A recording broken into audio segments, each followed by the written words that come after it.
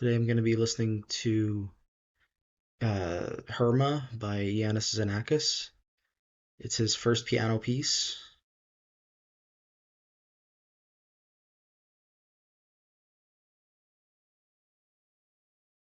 and it's from 1965. I guess it's his first major piano work, not counting the sort of tonal pieces he wrote. Really, it's not going to open?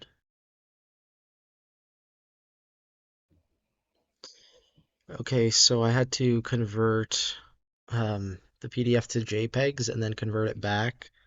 And definitely one of the pages was corrupted. I don't know if the score is supposed to be more than 15 pages, but I threw out the 16th page, which was not, it was kind of glitching out. Um, so yeah, music symbolique for piano. This is a Boozy and Hawk score. Okay. So I think this must be more famous than a lot of his other piano works. Um, I think he has four of them, as I've mentioned before. We've covered two of them on the channel already. Um, Every Alley and Mists. I think the only one I don't have the score to is Hommage à Ravel. Um, so yeah, this one is the first one. It's dedicated to Yūji Takahashi, and I guess published in 1967. Maybe it was written in 1965. Yeah, I think that's what I already said. Um, he manages to keep it to two staves for throughout the piece. I definitely don't have the complete score, so I guess I'll just listen to it until there's no more to listen to. I think the pages are in order though. Yeah, so I have the first 12 pages of the score to talk about. So Yuji Takahashi is a composer and pianist, born in 1936. He made his debut as a pianist by performing Bo Nilsson's Quantitaten. Then he received a grant from the Ford Foundation to study in West Berlin under Xenakis. He also stayed in Europe. He also stayed in New York under the Rockefeller Foundation on a scholarship until 1972. Here are some of his selected works as a composer, I'm assuming. I'm not sure what to gain from this. I mean, the majority of them are chamber pieces, it looks like, or solo pieces. So they might be in a modernist idiom. I'm not sure. As a pianist, he performed the complete works of the Viennese school. Some music by Messiaen, Xenakis, Cage, Zhevsky, Kardu, Takemitsu, and Na. I'm not as familiar with Na, and there's no link here, so. Um, Indonesian composer Slamet Abdul, the founding father of contemporary Indonesian music, who studied under Messiaen and Dutia in Paris. And also, he's played the music of Earl Brown and Roger Reynolds, two other Americans. He also has recorded the Art of Fugue by Bach, the E minor toccata, and the complete Inventions and Symphonias, two volumes of Satie's music, and the W.F. Bach Sonata, and this other piece by Rossini that I'm not familiar with. Okay, yeah, really interesting person that I would not have known about. I'm glad I took the time. Seems like a very important figure in contemporary music in Japan, probably. I'm assuming he just moved back to Japan. Um, he's now 87 in Tokyo. And then also we should look up this piece because I think it's a big one. Probably has a whole uh, Wikipedia article or something. Well, apparently it was composed in 61, so I'm way off. It's based on algebraic equations and Boolean algebra, and it's his first major work for piano. It was composed after Xenakis' visit to Japan in 1961, where he befriended Takahashi, and Takahashi premiered it in 1962. So I have no idea where I got the 1965 date from. And yeah, so I apologize for any misinformation in other Xenakis episodes and this one, but I'll correct it in the titles in this one at least.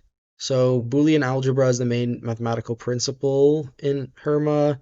It's sort of like if you think about logic gates and sort of the basic algebra behind computer science. You know, you have your like um, your what is it?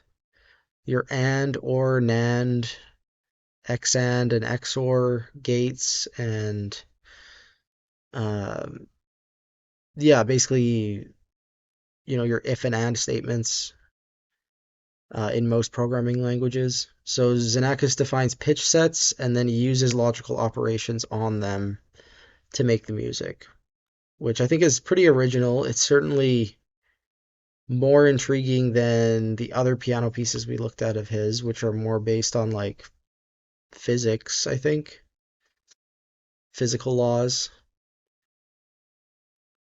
Oh God, I forgot there's a bunch of performance notes. Uh, Play the piece without accents. Bar lines are just divisions in time. There's no downbeats or anything. And yeah, time signatures do not imply any kind of accentuation. So these are the sort of like things that you would intuitively know if you were familiar with this type of music, right? But this, you see this type of performance note in the scores of Ligeti's works in the 60s as well. I think one example from the series would be was it his chamber concerto or something? Yeah. He describes it as symbolic music, I guess because of the use of logical operations. And he uses A, B, C, and R to denote the different pitch sets, I guess, that the logical operations are acting on. Uh, so you have A and also the negation of A, which is written with um, a superscript line on top of the A, right? So you have your group, your negation of the group, and then operations of union and intersection. So union is the plus sign, so that's like your and. Uh, or sorry, union is your or, and then intersection is your and. And yeah, intersection is shown by the juxtaposition of letters, right? So A plus B signifies the class in which elements belong to either A or B. And then AB indicates the class in which elements belong to classes A and B, right? So you have, I mean, that's like very counterintuitive, but I guess it works. So you have, yeah, you have your or and your and. Um, and you also have negation. So I guess with negation, you can have your XOR and your XAND as well. This it seems like a very obvious extension of serialism if you wanted to sort of literally incorporate mathematics into it, right? Instead of like finding mathematical principles that describe 12 tone music, you're like just making 12 tone music and adding an element of a mathematical principle to it, sort of symbolically, right? Something is representing something musical is representing that mathematical operation. I guess the title means bond, but also foundation, embryo, etc. Yeah, I find this this like early Xenakis stuff really interesting. I think this is sort of where his career really started taking off and peaking. So I'm excited to get familiar with the piece. If anything I said didn't make sense, please let me know in the comments. I'm not particularly familiar with logic gates, so I'm sort of um, just sort of like running at the mouth, whatever I know, kind of thing. And it starts with group R. Link to the recording is in the video description. I may have already said that, and I'll see you in however long this takes. 10 minutes, apparently. Okay, yeah, so this was an interesting listen. My score only got about two-thirds of the way through.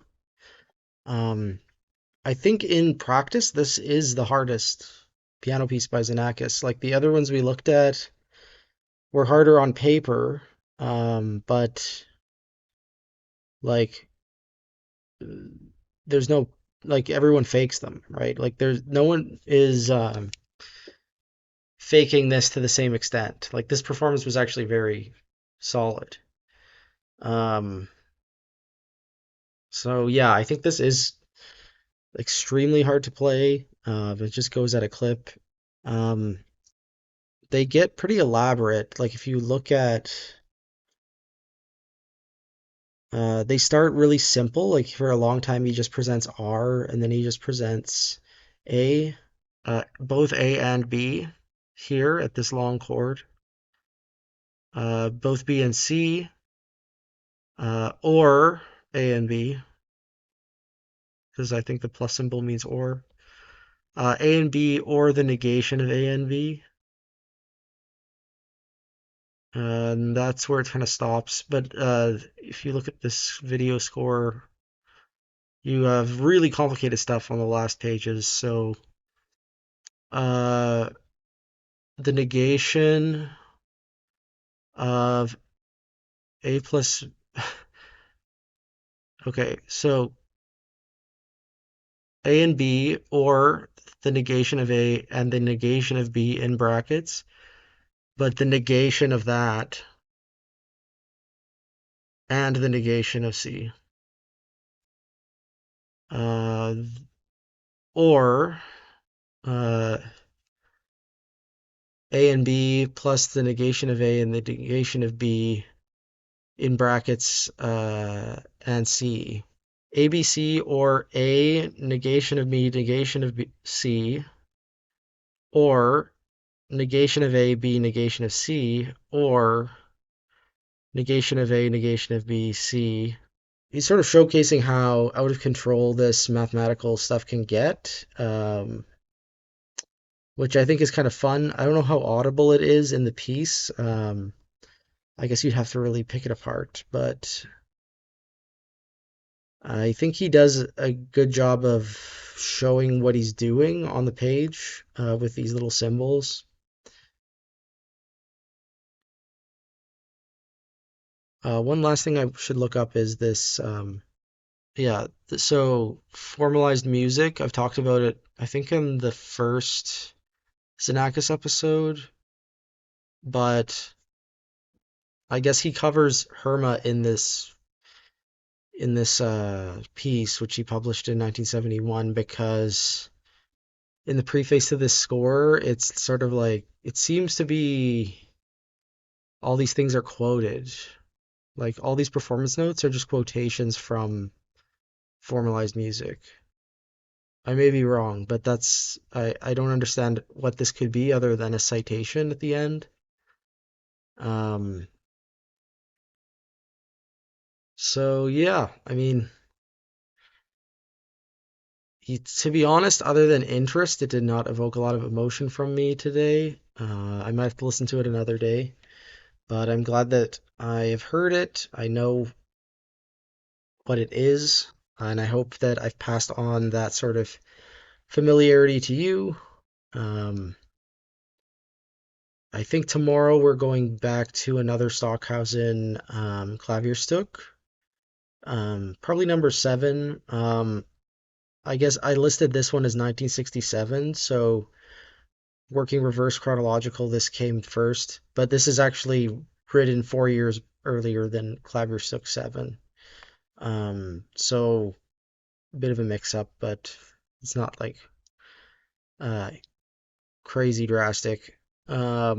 Just be aware of that. Like Xenakis was already doing this type of stuff before Stockhausen was doing the stuff we're looking at tomorrow.